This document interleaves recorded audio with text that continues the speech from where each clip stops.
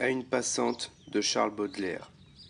La rue assourdissante, autour de moi, hurlait, longue, mince, en grand deuil, douleur majestueuse. Une femme passa, d'une main fastueuse, soulevant, balançant le feston et l'ourlet. Agile et noble, avec sa jambe de statue, moi je buvais. Bon, faut que je sorte de là parce qu'il fait froid et il pleut, il fait moche.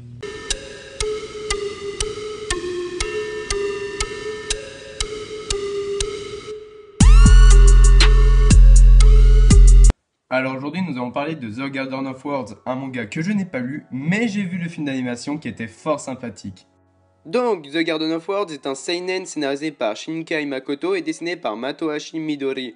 Le manga est en un seul volume et est publié par les éditions Kazé. L'histoire nous parle de Takeo, un lycéen rêvant de devenir cordonnier. Pour cela, il prend pour habitude de ne pas se rendre à l'école afin de dessiner au calme dans un jardin. Il y croise alors Yukino, une femme de 12 ans son aînée, semblant solitaire. Elle suggère qu'ils se rencontrent de nouveau, mais uniquement les jours pluvieux. Au fil des rendez-vous, ils nouent une forte relation et Takeo se met alors en tête de lui confectionner des chaussures lui donnant envie d'avancer. Cependant, la saison des pluies s'entamant en été est sur le point de se terminer. Graphiquement, en fait, le film m'a fait penser à Your Name. Donc, on peut supposer que c'est le même studio, mais je ne veux pas dire de bêtises parce que j'ai pas vraiment fait de recherche sur le studio. Ce qui m'a particulièrement plu dans ce film, c'était les couleurs qui faisaient ressortir merveilleusement la végétation et la pluie. Et puis surtout, en fait, au début, il y a une poésie qui apparaît, que la femme dit, et elle réapparaît à la fin du film. Donc nous pouvons créer un lien entre le titre du film, le décor du film et le poème.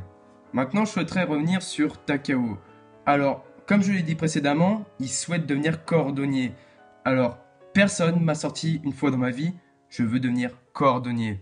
Mais c'est quand même cool qu'il sache ce qu'il veut faire. Franchement, je félicite. Alors, je sais que vous ne comprenez pas pourquoi je fais une fixette sur le métier de cordonnier, mais en fait, dans le film, il y a une scène qui m'a gêné. C'est le moment où Takao prend les mesures du pied de Yukino. J'ai trouvé cela très gênant.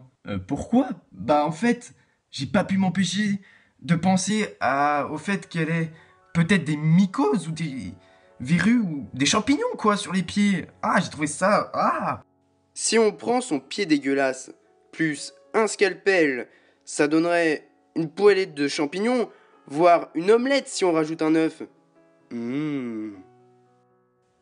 Oui, c'est dégueulasse. Mais il y a pire encore. Imaginez que Takao est un fétichiste des pieds. Il pourrait se mettre à lécher ou à faire des trucs bizarres avec le pied dégueulasse de l'autre greluche là. Bon, sinon, on va arrêter de dire des conneries.